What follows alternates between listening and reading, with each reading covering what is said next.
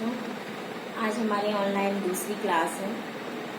कल हम लोगों ने गृह विज्ञान विषय का क्लास 10 का शिक्षिका द्वारा प्रदर्शित बजट का प्रदर्शन पढ़ा था, जिसमें हम लोगों ने ये जाना कि बजट क्या है, बजट कितने प्रकार का होता है, पारिवारिक बजट क्या है, पारिवारिक बजट से क्या लाभ है, पारिवारिक बजट से गृहिणियों को किस प्रकार से लाभ है, पारिवारिक बजट से समाज सेवियों को किस प्रकार से लाभ मिलता है, उस बजट से सरकार को किस प्रकार से लाभ मिलता है। कल हम लोगों ने इसके बारे में विस्तार से जाना।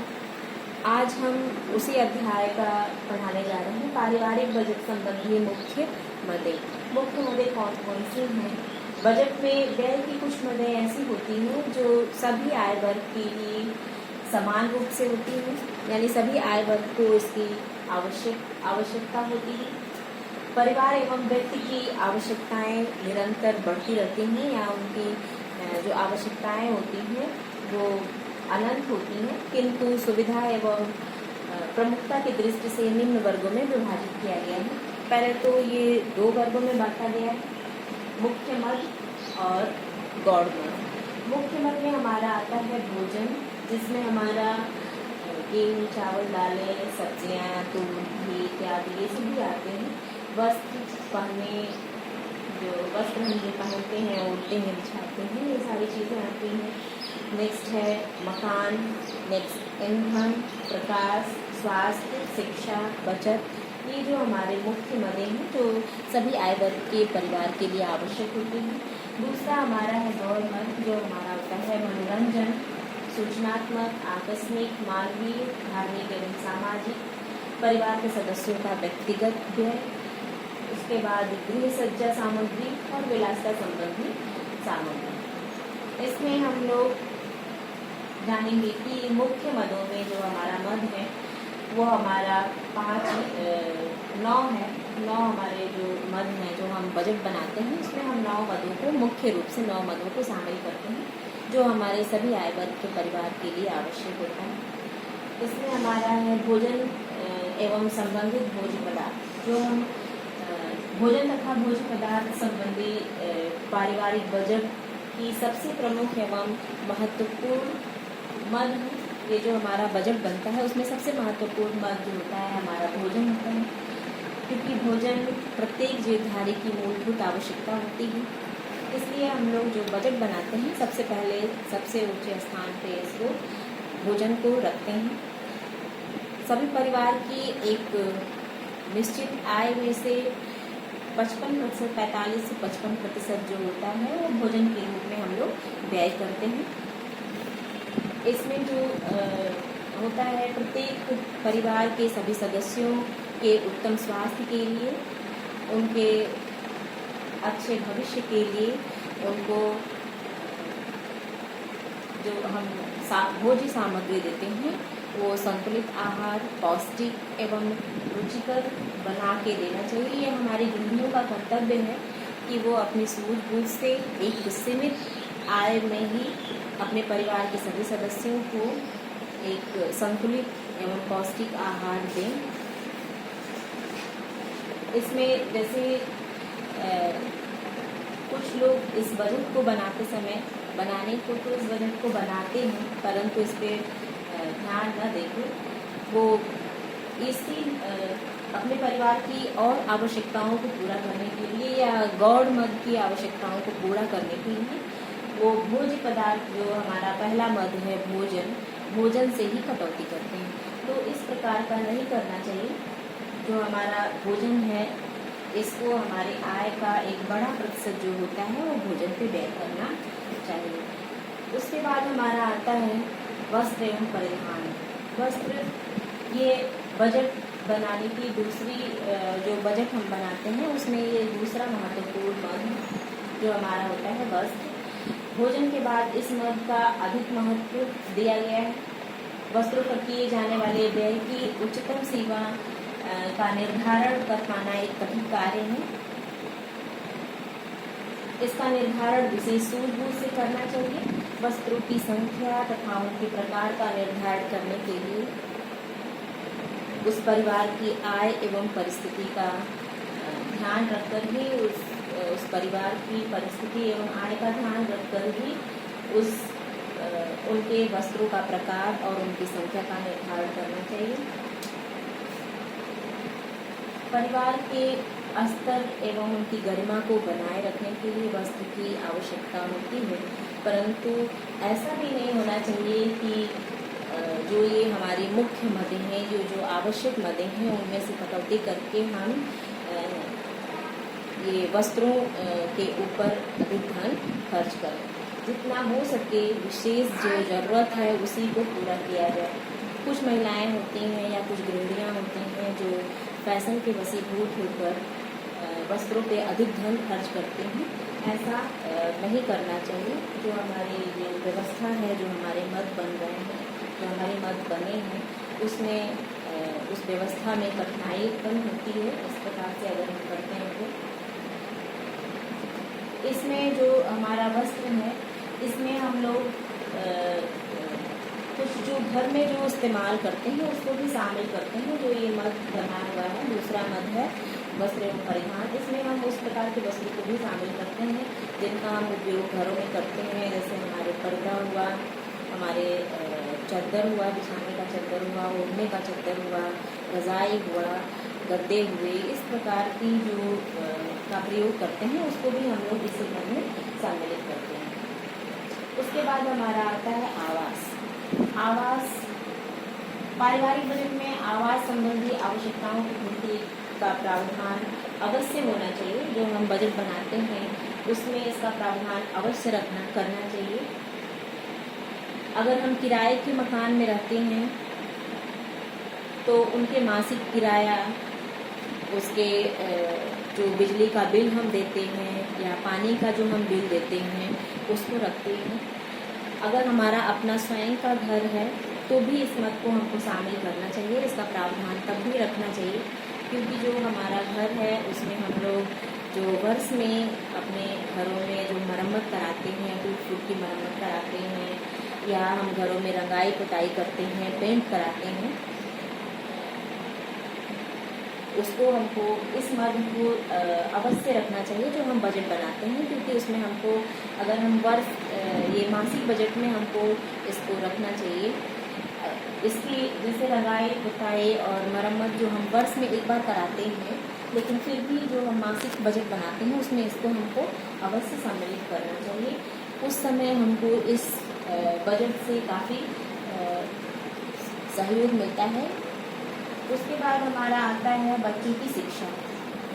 बच्चों की शिक्षा पर होने वाले व्यय की पारिवारिक बजट में एक आवश्यक मद है कि जो हम पारिवारिक बजट बनाते हैं, ये बच्चों की शिक्षा पे जो धन हम खर्च करते हैं वो एक आवश्यक मद है।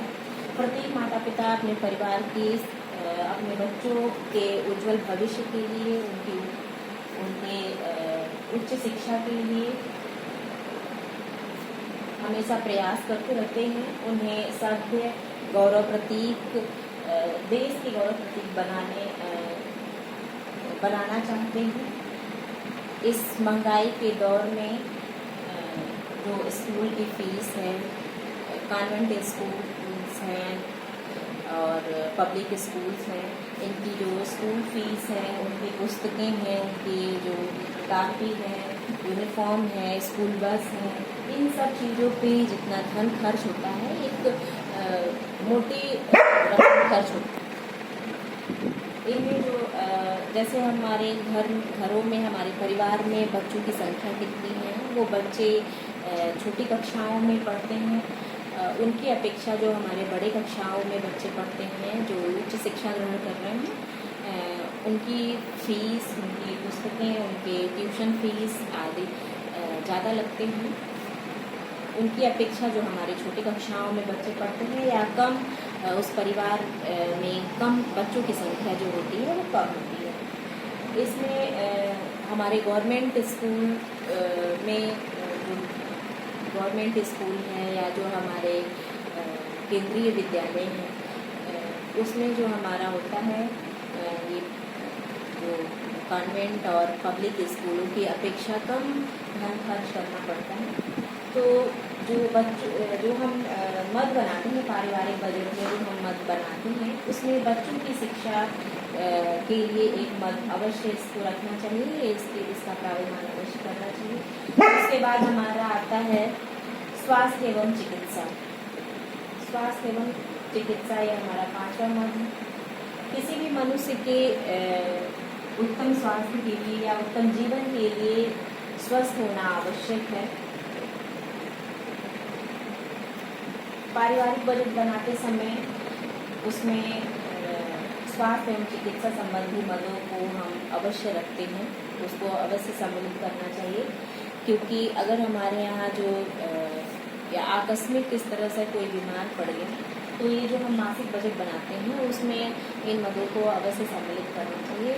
कोई आकस्मिक बीमार पड़ गया तो उसके इलाज के लिए जो हम घर खर्च करते हैं इससे हम खर्च कर सकते हैं। या हमारे यहाँ हमारे परिवार में कोई लंबे टाइम तक बीमार है, लंबे समय तक बीमार चल रहा है, लंबे समय तक उसका इलाज चल रहा है, उसके इलाज के लिए भी ये काफ़ी सहयोग प्रदान करता है। उसके बाद हमारा आता है यातायात। यातायात क्या है? जो हमारी जो बजट हम बनाते हैं, जो इसके मुख्य बजट बनाने के जो मुख्य मद हैं उसमें यातायात को शामिल करते हैं। बजट में इसका प्रावधान अवश्य करना चाहिए, क्योंकि घर अथवा नगर से अगर हम बाहर निकलते हैं, घर से या घर से बाहर अगर हम निकलते हैं तो हमको अवश्य ही किसी यातायात के साधन का प्रयोग करना पड़ता है या यातायात के साधन की आवश्यकता होती है। तो उस समय जो हम धन खर्च करते हैं या हम जो धन देते हैं, जो हम यातायात में किराए के रूप में जो हम देते हैं,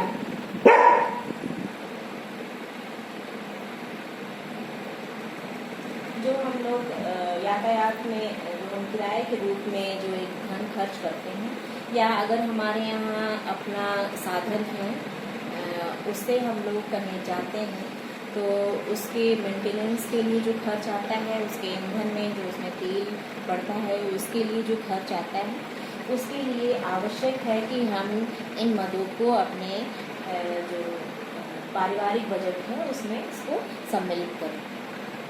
उसकी मरम्मत के लिए, उसके रख रखाव के लिए इसकी आवश्यकता पड़ती है। उसके बाद हमारा आता है व्यक्तिगत व्यय। व्यक्तिगत व्यय क्या है? जो हम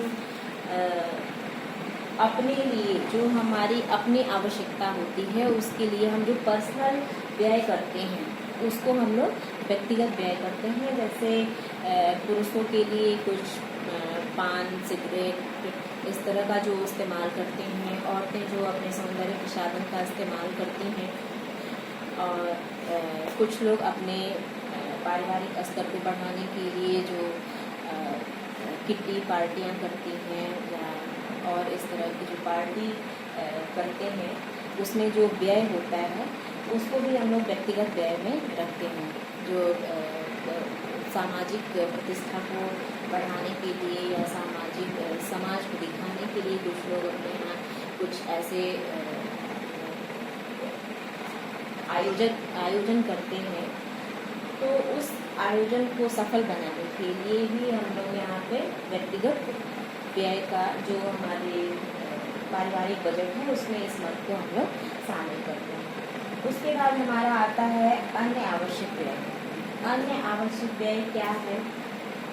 इसमें जैसे हमारे किचन में हम लोग जो प्रयोग करते हैं, कोई इलेक्ट्रिक चीज़ हमारी अगर ख़राब हो गई तो उसको हम लोग कैसे बनवाएंगे, उसकी दृष्टि से इस जो हम मद बनाते हैं उसमें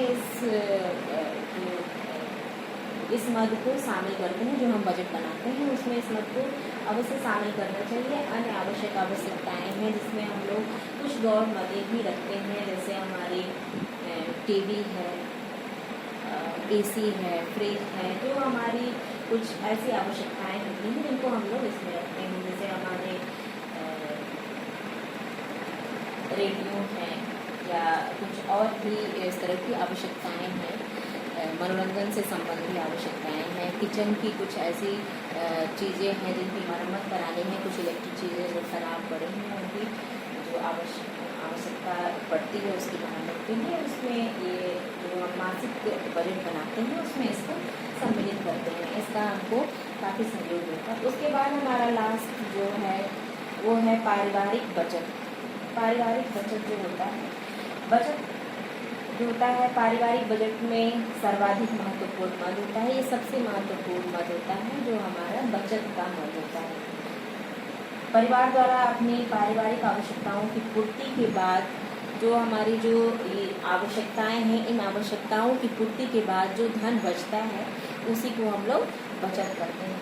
बचत जो हमारा बजट बनाते हैं, बजट हमारा सबसे सर्वाधिक और सबसे महत्वपूर्ण मद है।